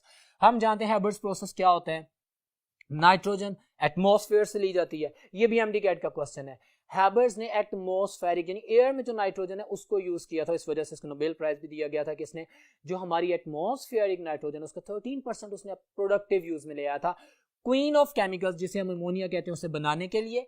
तो ये आपके पास एक रिएक्शन है जी, इसके कैटालिस्ट को पूछ सकते हैं आप लोगों से एमडीकैट के क्वेश्चन पे, क्योंकि उसने नाम लिया है। तो आपको पता होना चाहिए कंडीशंस क्या हैं, 200 to 300 एटमॉस्फेरिक प्रेशर होना चाहिए, 400 डिग्री सेल्सियस टेम्परेचर होना चाहिए, इससे कम और ज्यादा भी नहीं होना चाहिए। क्यों ज्यादा नहीं होना चाहिए वो भी बात कर चुका, रिवाइज करता हूं। फिर आयरन कैटालिस्ट यूज होता है और उसके साथ जो प्रोमोटर्स हैं वो एल्युमिनियम ऑक्साइड या मैग्नीशियम ऑक्साइड या सिलिकॉन ऑक्साइड हो सकता है। एल्युमिनियम ऑक्साइड ये metal oxides, they are the promoters. Original catalyst है आयरन कैटालिस्ट। ये वर्ड सुने, ये एमसीक्यूज है। क्लियर है? हमारे पास ये आपके सामने कैटालिस्ट है, उसके प्रोमोटर्स हैं, टेम्परेचर प्रेशर कंडीशंस हैं, अमोनिया बन रही। अब आपके सामने रिएक्शन है, एक्सोथर्मिक रिएक्शन है पर मोल, मैंने लिखा -46.11 किलोजूल्स पर मोल। तो बास जगह पे आप इक्वेशंस देखेंगे, बुक्स में लिखा हुआ है, एफएससी में बिलखुसूस 92 को पॉइंट को एलैबोरेट किया, तो बच्चा कंफ्यूज ना हो। मैं डियर स्टूडेंट, जब मैंने कहा था ना पर मोल, तो इसका मतलब है यही वैल्यू है। अगर मैं सिंपल 2NH3 के साथ लिखता तो फिर मैं 92 लिखता, फिर मैं पर मोल ना लिखता। क्लियर है? सो पर मोल एनर्जी रिलीज होती है, एक्सोथर्मिक रिएक्शन है, रिएक्शन आपके सामने है, नंबर ऑफ मोल्स आपके सामने है, ठीक है। मैं क्वेश्चन करता हूं, आंसर भी करूंगा। लेट्स सपोज, वॉच दिस, आप इसका प्रेशर बढ़ा दें। What is the effect of increasing pressure in this? भाई मैं क्या करता हूं, मैं देखता हूं कि मैंने जब प्रेशर बढ़ाया तो जिस तरफ नंबर ऑफ मोल ज्यादा है, सारी गैसेस है ना, तो जिस तरफ नंबर ऑफ मोल ज्यादा है वहां पे कोलिजन्स बढ़ गई। अभी यही कहा था, कोलिजन बढ़ने की वजह से रिएक्शन बढ़ गया जी, तो हमारे पास फॉरवर्ड डायरेक्शन में रिएक्शन शिफ्ट हो जाएगा। My dear students, worth important points हैं इस लेक्चर में। I am putting my energy for you people, listen. मेरे पास इस एक इक्वेशन में से कई क्वेश्चंस वो बनाता है, जैसे एक मैंने प्रेशर का बता दिया। दूसरा, अगर इसी इक्वेशन में मैं प्रेशर कम करता हूं तो सर जिस तरफ नंबर ऑफ मोल ज्यादा है, प्रेशर कम करने से उस तरफ शिफ्ट हो जाएगा, बैकवर्ड रिएक्शन हो जाएगा। अच्छा, ये बात भी क्लियर होगी। टेम्परेचर की बात करते हैं, एक्सोथर्मिक रिएक्शन है जी। If I am increasing the temperature, if I am increasing the temperature, exothermic reaction में मैं प्रोडक्ट इंक्रीज कर रहा हूं। Yes, so I am increasing product. So what I am doing, I am increasing the product, it means equilibrium will shift backward, it will try to sustain that. Clear है? तो exothermic reaction में इस Haber's process में by increasing temperature, अच्छा ये तो इसकी condition है 400 डिग्री सेंटीग्रेड, मैं ये उस टेम्परेचर की बात कर रहा हूं कि जो कि रिएक्शन के साथ एनर्जी रिलीज होगी बढ़ेगा। अगर मैंने 400 डिग्री सेल्सियस पे इसे कंट्रोल ना किया, टेम्परेचर बढ़ता रहा, तो मेरे पास प्रोडक्ट नहीं बनेगी, क्योंकि प्रोडक्ट बनने के लिए जरूरी है कि मैं सिर्फ 400 डिग्री सेंटीग्रेड टेम्परेचर रखूं और इससे निकलने वाली एनर्जी को रिलीज करता जाऊं, मैं प्रोडक्ट को कम रखूं, साथ साथ इसको विदड्रॉ करता रहूं। एमडी करंट का क्वेश्चन पूछा जा सकता है। चलिए इसी की बेस पे मैं पूछता हूं, क्वेश्चन तो पूछा गया है। लिसन स्टूडेंट्स, मैं अमोनिया की प्रोडक्शन बढ़ाना चाहता हूं, what shell I do? Number 1, अब मैं आंसर ही कर रहा हूं, मैं कंडीशंस बोल रहा हूं, मैं क्या करूंगा? मैं इसका प्रेशर इंक्रीज करूंगा, मैं इसका टेम्परेचर डिक्रीज करूंगा, और मैं डेफिनेटली आपके इसकी जो प्रोडक्ट बन रही है इसको साथ साथ विदड्रॉ करता जाऊंगा, ताकि उसका जमा ना हो प्रोडक्ट इतनी ज्यादा और रिवर्सिबल रिएक्शन ना हो। क्लियर है? अब सेम कॉन्सेप्ट हम कॉन्टैक्ट प्रोसेस पे अप्लाई करते हैं। मेरे पास SO2 गैस है, ऑक्सीजन गैस है, इट्स गोना कंबाइन, SO3 बन जाती है गैस, और ये भी एक्सोथर्मिक रिएक्शन है, पर मोल -97.9 किलोजूल्स पर मोल एनर्जी रिलीज हो रही है। Same questions, if I want to decrease the amount of SO3 form, तो मैं क्या करूंगा? मेरा सवाल उलट है, बात वही है। आप कहेंगे यू वांट टू डिक्रीज, आपके नंबर ऑफ मोल्स प्रोडक्ट के कम है, रिएक्टेंट के ज्यादा है, आप एक काम करें, आप अगर चाहते हैं कि इसकी अमाउंट बढ़ाएं तो आप प्रेशर बढ़ा देते, अब आप चाहते हैं इसकी अमाउंट कम करें तो प्रेशर कम कर दें, क्योंकि जिस तरफ नंबर ऑफ मोल ज्यादा होते हैं प्रेशर कम करने से उस तरफ फ्लो ऑफ द गैसेस आ जाता है, रिएक्शन बैकवर्ड मूव करेगा। ठीक है? और अगर मैं कहता हूं कि टेम्परेचर की बात करूं तो इसको डिक्रीज करना है तो आप टेम्परेचर बढ़ा दें, एक्सोथर्मिक रिएक्शन है, आप प्रोडक्ट बढ़ा रहे हैं, प्रोडक्ट बढ़ाने से वो रिवर्स हो जाएगा reaction, definitely, and vice versa if want to increase the product of the SO3। Clear है? तो ये आपके पास कंडीशंस भी याद रखनी है, 400 to 500 डिग्री सेल्सियस टेम्परेचर है, कॉन्टैक्ट प्रोसेस है, वनेडियम पेंटा ऑक्साइड हमारे पास एक रिसेंटली यूज्ड है। ये मैंने वर्ड इसलिए बोला है कि आप लोगों ने सेकेंड ईयर केमिस्ट्री में भी पढ़ा है, बट ए लेवल्स में एक वर्ड यूज किया जाता है, platinized asbestos. Yes, that was previously used, platinized asbestos भी इस कॉन्टैक्ट प्रोसेस का कैटलिस्ट है, बट वो बहुत एक्सपेंसिव था, that's why it is not being used right now. तो रिसेंटली वनेडियम पेंटाऑक्साइड जो कि बड़ा जबरदस्त ऑक्सीडाइजिंग एजेंट है और चीपर भी है, उसको इंडस्ट्री में यूज करते हैं। सो हर बात क्लियर की जा रही है, यू हैव टू अंडरस्टैंड। तो ये आपके सामने रिएक्शन कंडीशंस आ जाती हैं, तमाम कॉन्सेप्ट्स जो है ना हमारे पास इक्विलिब्रियम के हवाले से शेयर किए गए। आप कुछ MCQs की प्रैक्टिस करते हैं जी। तो डियर स्टूडेंट्स, अब एक क्वेश्चन आपके सामने है, Which of the following effect of the change is not according to the Le-Chatelier's principle? जिसकी सारी डिस्क्रिप्शन अभी आपके सामने की है, उन बातों को ज़हन में रख के आंसर कीजिएगा। वो कहता है ऑप्शन ए में, हमसे कहता है कि not according to the Le-Chatelier's principle। Alpha में कहता है कि increase in concentration of the reactants, effect of change कहता है reaction moves in the forward direction. बिल्कुल ठीक है, आप रिएक्टेंट की कॉन्सेंट्रेशन बढ़ा रहे हैं तो डेफिनेटली वो प्रोडक्ट की तरफ मूव करेगा, सही कह रहे हैं। बीटा में कहते हैं इंक्रीज इन प्रेशर और reaction moves in that reaction which has been less number of the moles, यही बात की थी, बिल्कुल ठीक कह रहे हैं। चार्ली में कहते हैं increase in temperature, reaction always move in the exothermic side. My dear student, ये तो बिल्कुल गलत है, always move towards the exothermic side. Exothermic side में तो प्रोडक्ट ज्यादा बनी हुई है, वो तो रिवर्स हो जाएगा, गलत कह रहा है ये। Charlie option is my answer which is wrong, और जो कि मेरे रिलेटेड शेयर्ड MCQs में डिस्क्राइब किया गया। और डेल्टा की बात करते हैं तो कहते हैं increase in the concentration of the product, reaction move in the reverse direction. ठीक है, तो माय डियर स्टूडेंट्स, इस क्वेश्चन में मेरे पास चार्ली मेरा आंसर है, जो कि मिसमैच्ड है। एक और क्वेश्चन आप देख सकते हैं, आपके सामने मौजूद है, the catalyst used in the Haber's processes. Question आ गया, क्या कैटलिस्ट हैबर्स प्रोसेस में यूज होता है, स्लाइड आपके सामने है। सो मैं देखता हूँ, एल्युमिनियम ऑक्साइड है, मैग्नीशियम ऑक्साइड है, iron catalyst with the metal oxide promoters, this is my answer. ये MD कैट का खूबसूरत सवाल है, जिसकी बेसिस पे मैंने अभी लेक्चर में आपको एक्सप्लेन किया कि हमारे पास कैटलिस्ट आयरन है और aluminium silicon oxide, they are the promoters. तो Charlie option is my answer, it's going to explain the data in front of you.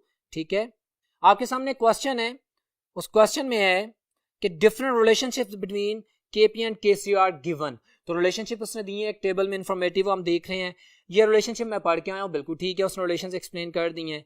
अब कहता है कि which of the following relationship between KC and KP is correct. तो my dear students, अगर मैं देखता हूँ इस टेबल में तो ये सारी ऑप्शंस बिल्कुल ठीक हैं, delta option is my answer. ये तमाम के तमाम रिलेशनशिप एग्जैक्टली वही है जो डेल्टा एन के हवाले से मैंने पॉजिटिव, नेगेटिव और जीरो वैल्यू के साथ एक्सप्लेन किए हैं। So all of them is an answer, और इसी की बेस पे मैंने डिस्क्राइब किया था, ये चीज़ें आपको पता होनी चाहिए। Well that was fantastic all about the MCQs. अभी हम बात करते हैं नेक्स्ट टॉपिक की, which is about the acids and bases. आज के इस चैप्टर में हम जानते हैं, हमारा जो चैप्टर है उसमें एसिड और बेसिस और उनकी के वैल्यू, उनकी के b value, P K a value, P के बी वैल्यू से रिलेटेड है। लेकिन सबसे पहले जानते हैं कि एसिड्स क्या है। वॉच ऑन द बोर्ड, आपके सामने लॉरी ब्रॉन्स्टेड कॉन्सेप्ट है, ब्रॉन्स्टेड लॉरी थ्योरी है। इसके मुताबिक एक पता है एक आर्हीनियस एसिड बेस होते हैं। अच्छा, उसमें भी फर्क बताऊंगा आपको। अभी मैं इस कॉन्सेप्ट की एक्सप्लेनेशन कर दूं जो कि आपके सिलेबस में है। Acid is anything which donates the proton। वो कह रहा है acid is the proton donator. H positive ion, any species which releases H positive ion on dissociation, that is called an acid। और वाइस वर्सा में वो कहता है, ये जो डेफिनेशन है ना बेस की, ये ब्रॉन्स्टेड लॉरी थ्योरी की बेस पे है कि base is a proton acceptor. ठीक है, यहाँ पे कहीं पे बात OH नेगेटिव आयन की नहीं है। मैंने अभी कहा था ना आर्हीनियस एसिड्स लाइक दैट, तो वो आर्हीनियस डेफिनेशन है कि any species which releases proton, definitely that's an acid. ये ब्रॉन्स्टेड लॉरी कॉन्सेप्ट भी है। और any species which releases OH negative ion, ये आर्हीनियस की डेफिनेशन है। ब्रॉन्स्टेड लॉरी के कॉन्सेप्ट के मुताबिक सिर्फ प्रोटॉन की शिफ्टिंग मैटर करती है। ये कॉन्जुगेट एसिड बेसिस की बात भी मैं अभी करता हूँ। प्रोटॉन की रिसीविंग या रिलीज करना, ये एसिड और बेस की बात करती है। वॉच ऑन द बोर्ड, एक रिएक्शन लिखा है आपके सामने, ACl प्लस H2O। हम जानते हैं ACl एसिड है क्योंकि ये H पॉजिटिव रिलीज करता है और साथ ही Cl नेगेटिव बन जाता है। वॉच H2O बेस है क्योंकि इट्स गोइंग टू एक्सेप्ट। हम जानते हैं H2O न्यूट्रल है। हम जानते हैं कि ये बेस एसिड्स के साथ बेस, बेस के साथ एसिड बन जाती है। लेकिन अभी मैंने जो डेफिनेशन की है, any species which is accepting proton that is called as base. Clear है? तो ये आपके सामने आ जाती है। अच्छा, एक एसिड जब प्रोटॉन लूज कर देता है तो वो अपना प्रोटॉन लूज करने के बाद इस पोजीशन में आता है कि अब उसको प्रोटॉन चाहिए, तो वो acid releases proton and form a conjugate base, and vice versa. Base accepts proton and become conjugate acid. तो कॉन्जुगेट एसिड बेस का कॉन्सेप्ट भी बड़ा जबरदस्त है। आपके सामने एग्जांपल है, देखें ACl एसिड था, इसने जब प्रोटॉन को रिलीज कर दिया, ये बेस थी, इसने एक्सेप्ट कर लिया, ये कॉन्जुगेट एसिड बन गया, ये कॉन्जुगेट बेस बन गई है। अच्छा, यहाँ पे एक और बात आपको मैं बता दूं, बट डियर स्टूडेंट्स, जितना स्ट्रॉन्ग एसिड होगा उसकी कॉन्जुगेट बेस उतनी वीक होगी। Strong acids have weak conjugated bases. MD CAT का क्वेश्चन है। क्लियर हो गया? ये आप ध्यान में रखेंगे। मैं बेस की बात करता हूं, NH3 बेस है क्योंकि प्रोटॉन एक्सेप्ट कर रही है। हम जानते हैं लोन पेयर एक्सेप्ट है, अमोनियम आयन बन रहा है, तो ये बेस है। जब प्रोटॉन एक्सेप्ट कर लेगी तो ये कॉन्जुगेट एसिड बन जाएगा, because right now this has the tendency to lose the proton. Any species which donates proton that is an acid, और ये बेस से बना है, ये कॉन्जुगेट एसिड बना है। तो जो आपके सामने डिस्क्रिप्शन की गई है, अब सुने, स्ट्रॉन्ग बेसिस की कॉन्जुगेट एसिड्स वीक होते हैं एंड वाइस वर्सा। अभी मैंने बोला था स्ट्रॉन्ग एसिड्स का जो कॉन्जुगेट बेस बनती है वो वीक होती है। इस तरह स्ट्रॉन्ग बेसिस की जो कॉन्जुगेट एसिड फॉर्मेशन आती है वो वीक होती है। वाइस वर्सा, वीक एसिड्स का जो कॉन्जुगेट बेस बनता है वो स्ट्रॉन्ग होता है, एंड वाइस वर्सा, सारा सिनेरियो। तो ये तमाम डिस्क्रिप्शन अपने सामने रखिएगा। अब हम नेक्स्ट बोर्ड पे चलते हैं और एसिड बेस की डेफिनेशन के बाद अब जो वाटर, प्योरली वाटर है, उससे रिलेटेड MD कैट के इंपॉर्टेंट क्वेश्चंस डिस्कस करते हैं। वेल डियर स्टूडेंट्स, आप सामने देख सकते हैं आयनिक प्रोडक्ट ऑफ वाटर। ये एक डिस्क्रिप्शन है, इसलिए की गई, आपकी बुक्स में भी है, एलाबोरेटेड भी है, क्लैरिटी और विजन की जरूरत है, इसमें से क्वेश्चंस आते हैं। हम जानते हैं प्योर वाटर आयोनाइज नहीं होता, बट फॉर योर अंडरस्टैंडिंग बहुत कम आयोनाइज होता है। Pure water is very little ionizable. ठीक है, उसमें जब हम कोई इलेक्ट्रोलाइट डालते हैं definitely is going to ionize, but अभी जनरल प्योर वाटर की बात करूंगा क्योंकि मैंने H पॉजिटिव आयन और OH नेगेटिव आयन की बात करनी है। Watch this, H2 H positive और OH नेगेटिव में बन रहा है। अच्छा, इसका केसी एक्सप्रेशन लिखते हैं। हम जानते हैं वही प्रोडक्ट्स ओवर रिएक्टेंट की कॉन्सेंट्रेशन लिख देते हैं, ये केसी एक्सप्रेशन आ गया। My dear students, pure water में मैंने कहा कि यार ये बड़ा कम आयोनाइज होता है, इसकी आयनिक प्रोडक्ट कम है, तो वाटर को इस साइड पे ले जाते हैं, तो Kc into H2O that is H positive and OH negative ion आ गया। मेरे पास H पॉजिटिव आयन की concentration multiplied by the OH negative ion की कॉन्सेंट्रेशन आ जाता है। Kc इंटू H2O, इसको Kw भी बोलते हैं। ये देखें मैंने Kw लिखा, ये क्या है? Kc की value, numerical value, popular given calculated 1.8 × 10⁻⁻16 होती है। वाटर की Kc की वैल्यू 1.8 10⁻16 होती है। And what about the concentration of water? Popular MCQ, मैंने अपने पहले लेक्चर में जिसमें हम कंसंट्रेशन ऑफ मोलारिटीज की बात कर रहे थे, मैंने एक्सप्लेन किया था प्योर वाटर की कंसंट्रेशन कैसे कैलकुलेट करते हैं। Molarity is the number of मोल पर डेसीमीटर क्यूब ना। हम जानते हैं कि 1 डेसीमीटर क्यूब मीन 1 लीटर। हम जानते हैं 1 लीटर इज 1000 ml। और हम जानते हैं पानी में जो उसका 1 लीटर है 1 किलोग्राम के बराबर होता है। पानी एक ऐसा लिक्विड है जिसका 1 लीटर 1 किलोग्राम के बराबर होता है। तो given mass 1000 divided by molar mass of water 18, 1000 over 18 जब हम निकालते हैं तो कॉन्सेंट्रेशन ऑफ द वाटर 55.5 आती है। ये पूरा न्यूमेरिकल मैंने रिपीट किया for you people so that you can understand कि भाई 55.5 कहाँ से आ गया। यह मैंने कैलकुलेट करवाया भी हुआ है, रिवाइज भी कर दी है। तो ये आप जब मल्टीप्लाई के सॉर्ट ऑफ करते हैं तो 1.0 × 10⁻14 आंसर आता है। ये KW है, इसको मैंने मॉडिफाई फॉर्म में कर दिया है। इसको मैं खाली 10⁻14 भी कह सकता हूँ at room temperature at 25 degree Celsius. अच्छा, ये बड़ी अहम लाइन है। Value of KW increases by increasing temperature. MDCAT का क्वेश्चन जनरेट कर रहा हूं। क्वेश्चन आया हुआ है कि हमारे पास KW की value by increasing temperature increase करती है। ये तो हमने पता लग गया। इसको मॉडिफाई करते हैं। The concentration of the H positive and OH negative ion can be increased by increasing temperature. Yes, by increasing temperature. If you are saying that you are increasing the value of KW, it means you are increasing the, definitely you are increasing the ionic product of the these two ions. तो KW इसके बराबर है, factor आपके सामने है। इन और ये एक जस्टिफाई, ये भी कैमसी को, ये आपकी बुक की लाइन है, टेबल बना हुआ है, आपको याद है 0.1, 0.3, then of definitely you are going to talk about the 7.5 at 100 degree Celsius. वो जो टेबल के मुताबिक एक लाइन एक्सप्लेन की गई है जो MDCAT में पूछी गई है, इस कॉन्सेप्ट से रिलेटेड है कि हमारे पास KW की वैल्यू इंक्रीज करती है 75 टाइम्स जब टेम्परेचर 0 से 100 डिग्री सेल्सियस पे आता है। पानी क्या है? आयनाइज होता है, H positive ion OH negative ion बनते हैं, उसकी KW वैल्यू होती है। अच्छा, ये सिंपल कॉन्सेंट्रेशन है, ये तो जनरल बातें क्लियर होगी। अब सुने, फॉर द न्यूट्रल सॉल्यूशंस जितने H पॉजिटिव आयन होंगे उतनी OH नेगेटिव आयन होंगे, डेफिनेटली एक दूसरे को इफेक्ट को कैंसिल करेंगे ना, न्यूट्रल होंगे। अगर मैं कोई एसिड डालता हूं या कोई ऐसी चेंज आती है कि सिस्टम H पॉजिटिव आयन बढ़ जाते हैं तो हाइड्रोजन आयन की कॉन्सेंट्रेशन किसको रिप्रेजेंट करती है? अभी हमने ब्रॉन्सन-लॉरी कॉन्सेप्ट पढ़ा है, एसिडिक नेचर को करती है ना।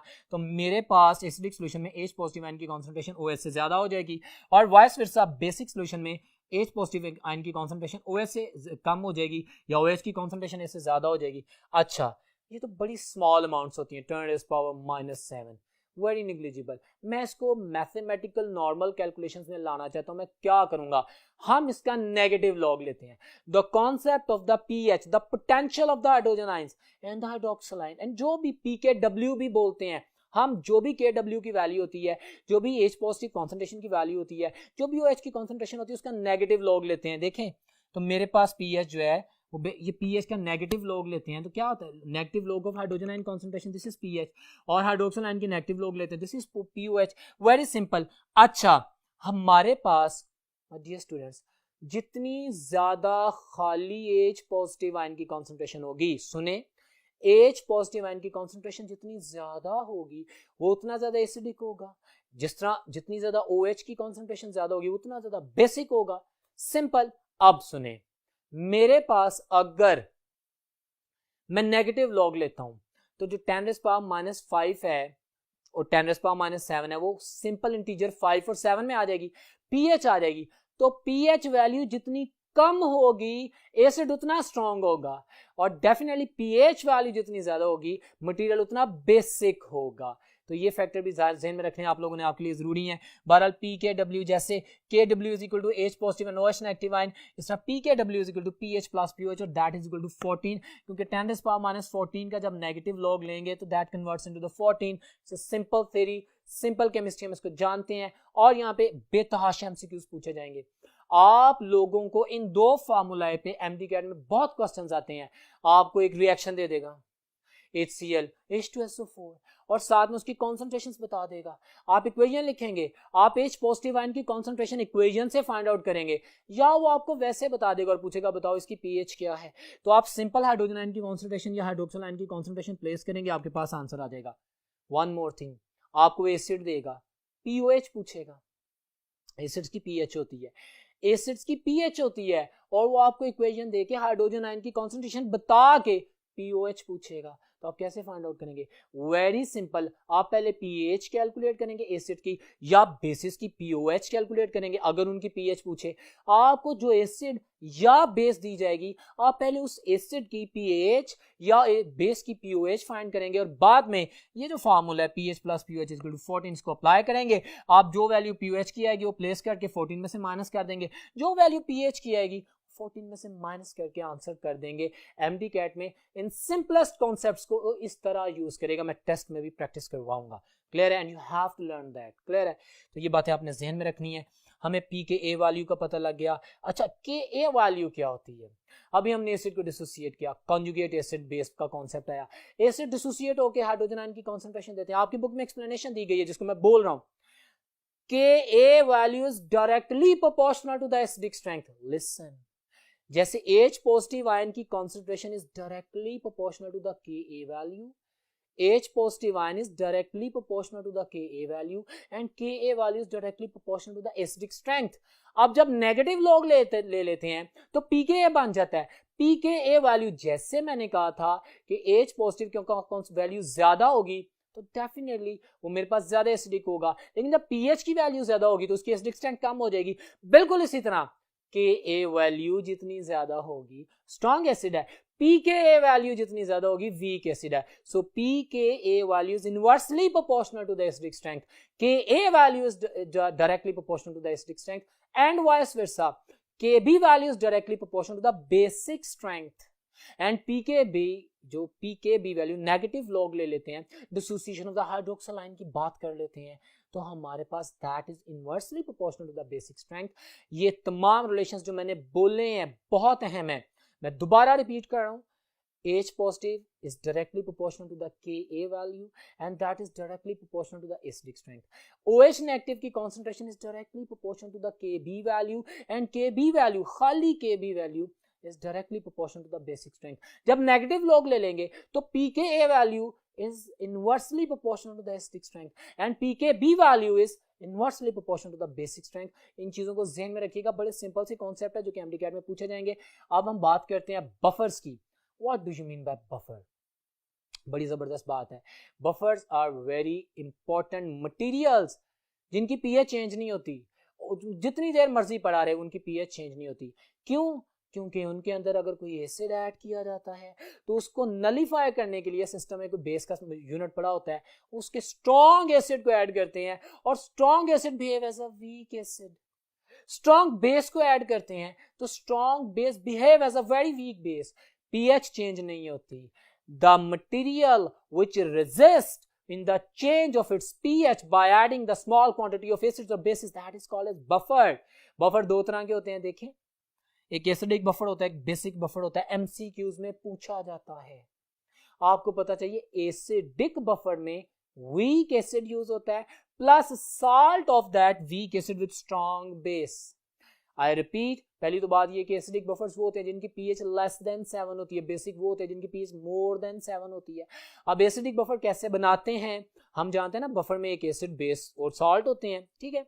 अगर मेरे पास एक ऐसा बफर है जिसमें वीक एसिड पाया जाता है और साथ में उसका salt with a strong base पाया जाता है तो दैट इज एसिडिक बफर, उसकी पीएच लेस होगी। अच्छा, अगर एक ऐसा बफर है जिसमें वीक बेस पाई जाती है और सॉल्ट विद स्ट्रॉन्ग एसिड, मैं मिसाल दे देता हूं, एमोनिया, अमोनियम हाइड्रोक्साइड कह ले, वाटर में डिसॉल्व होके, और salt with strong acid ammonium chloride, this is the basic buffer. और अगर मेरे पास एसिटिक एसिड वीक एसिड है and the salt with strong base sodium hydroxide के साथ सोडियम एसीटेट है तो that is an acidic buffer. तो आपको एसिडिक और बेसिक बफर के पता लग गया। मजीद मैं स्लाइड्स आपके सामने शो कर रहा हूं which will completely explain the data. जी तो डियर स्टूडेंट्स, अभी आप एक स्लाइड अपने सामने देख रहे हैं जिसमें बफर सॉल्यूशन के हवाले से केमिस्ट्री को एक्सप्लेन किया गया है। वो तमाम वर्डिक्स जो मैंने बोले हैं उनकी रेपिटेशन की गई है। For your confidence I am explaining, आपके सामने स्लाइड मौजूद है। उसने डिफाइन किया है बफर सॉल्यूशन को, कहता है दो solution which resist the change in their pH when a small amount of acid or base is added to them are called the buffer solution।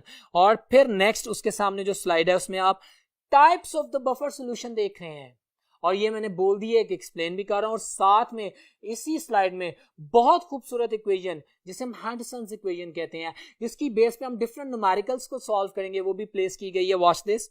Acidic buffer में पहले वो डिफाइन करता है, आपके सामने मौजूद है।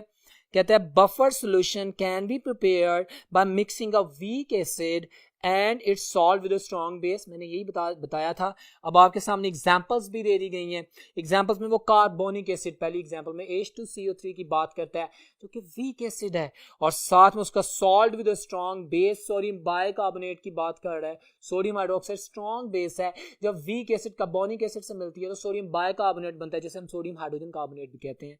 सो एसिडिक बफर है और इनकी pH लेस देन 7 है। फिर एसिटिक एसिड और सोडियम एसिटेट जिसकी मैंने मिसाल दी थी। अच्छा, ये जो हैंडसन्स इक्वेशन फॉर एसिडिक बफर्स, ये बहुत इंटरेस्टिंग इक्वेशन है। आप रिलेशन देख सकते हैं कि एसिडिक बफर की pH फाइंड करनी हो तो is equal to pKa value वो plus log salt over acid. बस एंटी टेस्ट में एमडी कैट में हमने इस चीज पे फोकस करना है। ये फॉर्मूला याद होना चाहिए। अगर मैं सॉल्ट ओवर एसिड से एसिड ओवर सॉल्ट करता हूं तो लॉग के साथ माइनस साइन आ जाएगा। ये रिलेशंस याद होने चाहिए। अब इसका जो यूज आता है वो किस तरह आएगा, वो आपको क्या देगा, pH दे देगा या फाइंड करनी होगी, pKa वैल्यू दे देगा, कॉन्सेंट्रेशन ऑफ द सॉल्ट दे देगा, कॉन्सेंट्रेशन ऑफ द एसिड दे देगा, मोलैरिटीज दे देगा, इक्वेशन दे देगा, उसके नीचे वैल्यूज लिख देगा, थ्योरी में एक्सप्लेन कर देगा। हम टेस्ट में इसकी प्रैक्टिस भी करेंगे, बहुत ज्यादा प्रैक्टिस करेंगे। तो आपने विदाउट एनी कंफ्यूजन बिल्कुल रिलैक्स होके आपने ये देखना है कि किसकी बात कर रहा है। क्या ये बफर सोल्यूशन के pH की बात कर रहा है? जी। और बफर सोल्यूशन के लिए जो कंडीशन है कि एक एसिड और एक सॉल्ट होना चाहिए और उसकी pH फाइंड करनी है हमने, तो वो फाइंड करने के लिए मैं pKa वैल्यू का पता होना चाहिए, वो मैं पुट इन करूंगा, आपके सामने मौजूद है। You will better able in any way to answer this question in a simplest mode. अगर आपको pH दे दे और कहे मुझे बताओ pKa वैल्यू क्या है, तो yes you can tell that, वो आप उसमें वैल्यूज पुट करके आंसर करेंगे। और एक और बहुत important MCQ, my dear students, best buffer वो होता है जिसमें concentration of the salt and acid बराबर हो, इनकी जो रेशियो है वो यूनिटी आए, आंसर 1 आए। तो फिर क्या होता है, जो pKa वैल्यू होती है वही pH वैल्यू होती है। And this is an example of the best acidic buffer. बिल्कुल इसके ऑपोजिट साइड पे स्लाइड में देखें, आपके सामने मौजूद है, वो बेसिक बफर की बात करता है। उसने एग्जांपल्स दी हैं आपके सामने, एक वीक बेस और साथ में उसका salt with a strong acid ammonium chloride जिसकी मैंने बात की है। इसमें भी हैंडरसन इक्वेशन है। POH of the basic buffer कैसे फाइंड आउट करेंगे? वेरी सिंपल, हम POH is equal to PKB plus log salt over base, ये फार्मूला यूज करेंगे जो मैंने डिस्क्रिप्शन एसिड के लिए दिया है, वो ही बेसिस के लिए यूज कर सकते हैं। Now let's suppose this is MDCAT, आर्ट आ सकता है। क्वेश्चन क्या है? क्वेश्चन वो आपको कहता है बेस देके, बेसिक बफर देके, और सारी वैल्यूज पीओएच को फाइंड करने वाली कह देता है, और एंड में क्वेश्चन करता है बताओ इसकी पीएच क्या होगी। वेरी सिंपल, आप पीओएच फाइंड करोगे ना बेस की, बेसिक बफर की आप कर लोगे, तो बाद में pH plus pOH is equal to 14, ये फॉर्मूला लगा के आप उसको सॉर्ट आउट कर सकते हैं। So interesting, that was very fine, जो कि आपके सामने एक्सप्लेन किया गया। एक क्वेश्चन है बफर से एसोसिएटेड, वो भी स्लाइड में आपके सामने मौजूद है। If a buffer solution of the acetic acid and sodium acetate, acidic buffer की बात कर रहा है, weak acid and salt with strong base, अच्छा, हैज 1 मोल पर डेसीमीटर क्यूब कंसंट्रेशन दे रहा है। What is the pH of the buffer solution if pKa value is 4? Well, my dear students, उसने आपको pKa value दे दी है, उसने आपको concentration दे दी है दोनों की, तो आप आसानी से फाउंड आउट कर सकते हैं कि हमारे पास क्या आंसर आएगा। My dear students, salt की concentration भी वही है, एसिड की concentration भी वही है, तो 1 by 1 मतलब सिंपल, उसने जो 1 मोल दिया मेरे पास यूनिटी का आंसर आ जाएगा, log 1 is equal to 0, और pKa की जो वैल्यू होगी वही pH होगी, या जो pH दी गई है वही pKa वैल्यू होगी। उसने मुझे कहा 4, तो इसका आंसर भी 4 होगा। Got it? इस तरह के क्वेश्चन आपके सामने आएंगे। अब एक और इसी लेक्चर में इंटरेस्टिंग कॉन्सेप्ट मैं स्लाइड पे डिस्कस कर रहा हूं। आपके सामने एक स्लाइड है जो कि आप देख सकते हैं, जिसमें बात की गई है KSP वैल्यू की। स्लाइड आपके सामने है, कहते हैं calculate the KSP from the concentration and the vice versa. Well my dear student, पहले तो स्लाइड आपके सामने, मेरी बात सुने। What do you mean by KSP? The solubility product. हमारे पास वो तमाम सॉल्ट्स जो स्प्रैंगली सॉल्युबल होते हैं, जो इतने ज्यादा आयोनाइज नहीं होते, उनकी KSP वैल्यू फाइंड की जाती है। कैसे? What do you mean by KSP value? आप एक्सप्रेशन देख रहे हैं, आपके सामने लिखा गया है, उसने आयोनाइज किया है AX और BX को डिफरेंट प्रोडक्ट्स में, और साथ में जब उसने आयंस की कॉन्सेंट्रेशन लिखी है, डेफिनेटली उनकी एक्सपोनेंशियल फॉर्म लिखी है, KSP में उसने हमारे पास जो KC का एक्सप्रेशन होता है ना, प्रोडक्ट की कॉन्सेंट्रेशन और वो रिएक्टेंट की कॉन्सेंट्रेशन, आप देख रहे हैं कि उसने सिर्फ आयोनाइजेबल आयनिक प्रोडक्ट लिखी है, रिएक्टेंट कहां पे गया, रिएक्टेंट जो कि बहुत कम सोलुबल है वो KC के साथ आ जाता है, then KC into the sparingly soluble reactant, इसको कलेक्टिवली KSP बोलते हैं। सो KSP वैल्यू हमारे पास स्प्रैंगली सोलुबल मटेरियल्स की होती है, वो थोड़े से जितने भी आयंस बनाते हैं वो आपके सामने आ जाते हैं। एक और बात, वेरी इंपॉर्टेंट पॉइंट्स, KSP की वैल्यू अगर बराबर हो उसकी आयनिक प्रोडक्ट के तो सॉल्यूशन सैचुरेटेड होता है। KSP की वैल्यू अगर larger than the ionic product हो तो इसका मतलब है सॉल्ट इतना ज्यादा सोलुबल नहीं हुआ, अनसैचुरेटेड है। और अगर आयोनिक प्रोडक्ट, ये जो A इंटू B कॉन्सेंट्रेशन लिखी है स्लाइड आपके सामने, आयंस ज्यादा बन जाए तो इसका मतलब है KSP की वैल्यू कम है, मतलब वो जो सॉलिड कंटेंट है वो कम है और आयंस ज्यादा बन गए हैं, सॉल्यूशन सुपर सैचुरेटेड होगा। मैंने KSP की वैल्यू को बराबर कहा तो मैंने कहा सैचुरेटेड सॉल्यूशन, मैंने KSP की वैल्यू उसके आयंस की प्रोडक्ट से ज्यादा कही तो कहा अनसैचुरेटेड सॉल्यूशन, और मैंने आयनिक प्रोडक्ट को अगर KSP से ज्यादा कहा तो मैंने कहा super saturated solution. These were the 3 related MCQs। अगर आपको KSP पता हो तो आप सॉल्युबिलिटी फाइंड कर सकते हैं। आप बिल्कुल न्यूमेरिकल्स हैं आपके सामने, प्रैक्टिस में हमने काफी काम किया, इसके ऊपर मैं एक्सप्लेन कर रहा हूं। अगर आपको सॉल्युबिलिटी का पता हो तो आप KSP फाइंड आउट कर सकते हैं। आपने सिंपल मल्टीप्लाई करना है ना आयनिक प्रोडक्ट्स को, तो बहुत खूबसूरत कॉन्सेप्ट है और इसकी मैक्सिमम प्रैक्टिस हम मजीद टेस्ट्स में करेंगे। आपके सामने एक्सप्लेन किया गया, ये कॉन्सेंट्रेशंस को बताते हैं, ये हमें सॉल्युबिलिटी बता सकते हैं, ये हमें KSP वैल्यू बता सकते हैं। मैं पॉइंट्स लिख देता हूं जो इसने एप्लीकेशंस लिखी हैं इसकी।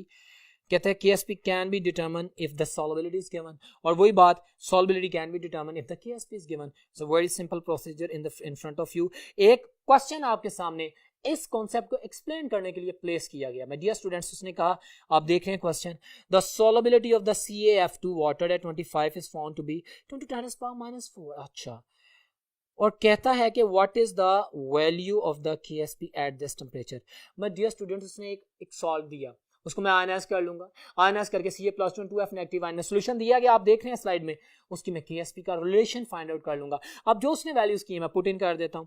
उसने मुझे Ca और 2F-2 दे दिया, जो उसने मुझे वैल्यू दी थी, उसने मुझे कहा था कि कॉन्सेंट्रेशन 2 × 10⁻⁴ है, वो उसने जनरल आयनिक प्रोडक्ट में से एक कॉन्सेंट्रेशन दी है ना, तो कैल्शियम के लिए तो मैं जानता हूं कि वो 1 यूनिट है, Ca+2 एक आयन है, उसकी वैल्यू पुट करूंगा, और साथ में 2F नेगेटिव और साथ में उसका स्क्वायर है, तो जो वैल्यू 2 × 10⁻⁴ 1 मोल की है तो 2 मोल्स होंगे तो वो डबल हो जाएगी, 2 × 2 × 10⁻⁴ हो जाएगी, ठीक है, और ऊपर से उसका स्क्वायर ले लेंगे। तो इन तमाम को जब मैं मैथमेटिकली सॉल्व करता हूं तो मेरे पास जो आंसर आता है दैट इज 3.2 × 10⁻11, जो कि आपके सामने सॉल्व किया गया है, and the answer is the alpha option. Very simple and very clear, it's a beautiful question explaining the concept कि MD-CAT में KSP से रिलेटेड क्वेश्चंस किस तरह आएगा। और एक और बड़ी इंटरेस्टिंग बात जो आपके सामने है, एक और स्लाइड देखें, कॉमन आयन इफेक्ट की भी बात करते हैं, because this is the related concept. MD-CAT के सिलेबस में हाईलाइट नहीं किया गया इस चीज को, but it is the very important thing. What is common ion effect? हमारे पास आप एक सोल्यूशन बनाते हैं, उसके अंदर आयोनाइज्ड होता है एक मटेरियल, जब हम एक दूसरा मटेरियल उसमें से पास ऑन करते हैं जो आयोनाइज होता है और उसकी सॉल्युबिलिटी ज्यादा होती है, जो दूसरे वाले की सॉल्युबिलिटी ज्यादा होगी, अगर उसके पास वही आयन हुआ जो कि पहले वाले सॉल्युबल सॉल्ट के पास था, तो फिर बाद में आने वाला जिसकी सॉल्युबिलिटी ज्यादा होती है वो पहले से मौजूद सॉल्ट को सप्रेस कर देता है। जैसे सोडियम क्लोराइड के सॉल्यूशन में से HCl गैस को पास ऑन करते हैं तो pure sodium chloride precipitate out हो जाता है। Suppression of the previously existence salt by the involvement of the ion which is common in between these two salts, this is called as common ion effect। ये description आपके सामने की गई है, मैं पढ़ भी देता हूं, इंपॉर्टेंट पॉइंट्स हैं स्लाइड्स के। वो कहता है कॉमन आयन इफेक्ट में स्टेटमेंट कहता है the decrease in the solubility of an electrolyte in a solution by adding, ठीक है, the electrolyte having common ion is called the common ion effect, जिसको मैंने बोला। फिर कहता है the addition of a common ion to the solution of a less soluble electrolyte, सारी बात है, उसकी सॉल्युबिलिटी पहले वाले की कम है तभी तो वो सप्रेस हुआ है, बाद वाले की ज्यादा है, ठीक है, and the concentration of the unionized species increase which may come out as a precipitate. अब ये जो पॉइंट्स इस स्लाइड में दिए गए ना, ये आपके MD-CAT के क्वेश्चंस हैं, फोकस ऑन, जो कि मैंने स्पेसिफिकली आप लोगों के लिए डिजाइन की है। कहते हैं characteristic features of the common ion effect, ये एमसीक्यूज हैं।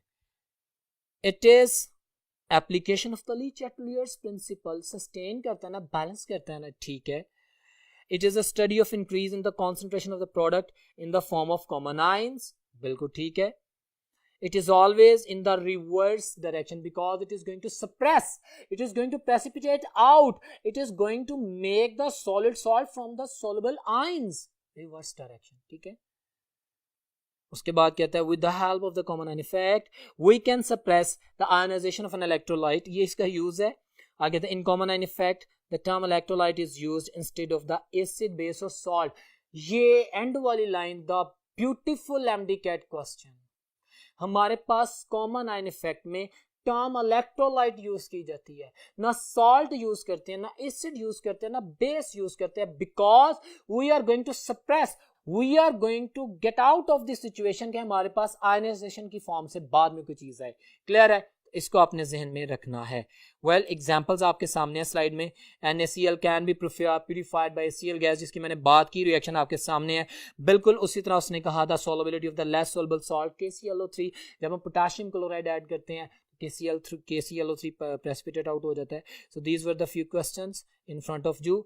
My dear students, that was all about the today's lecture in which we talked about the chemical equilibrium, the type of the reactions and the effect of the equilibrium constants and equilibrium constant, different forms of equilibrium constants. That was very important lecture today, जिसमें मैंने कोशिश की कि आप लोगों के तमाम related concepts को explain किया जाए, clear किया जाए। उम्मीद करता हूँ ये lecture आपके लिए बहुत helpful होगा MDCAT में। इंशाल्लाह आपकी तैयारी बेहतरीन होगी। नेक्स्ट लेक्चर में मुलाकात होती है, तब तक अल्लाह हाफिज।